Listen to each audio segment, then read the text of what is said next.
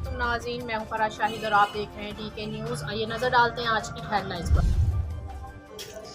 नए आने वाले डिप्टी कमिश्नर रिटायर्ड नदीम नासर से सीनियर सहाफ़ी फैसल आफ्ताब डीके और मोहम्मद तैयब दानिश की मुलाकात। चिन्योट के मसाइल के हवाले से तबादला ख्याल किया। शहर भर में सीवरेज के मसाइल से अवाम परेशान है। साबका डिप्टी कमिश्नर आसम जावेद ने बाड़ों के खिलाफ एक्शन से काफ़ी बेहतरी आई। मज़ीद मसनूई महंगाई के हवाले से बात की, जिस पर deputy commissioner captain retired Nadeem Nasir ने ग्रैंड ऑपरेशन की यकीन दहानी करवाई। चिन्योट के मसाइल हल करने के लिए हर तरह की मुमकिन कोशिश की जाएगी।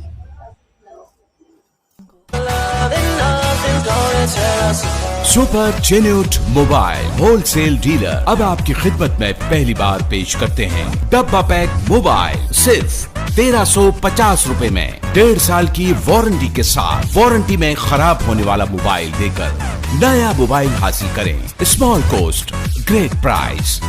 G5, Vgotel, Q mobile, Nokia, Samsung, Huawei.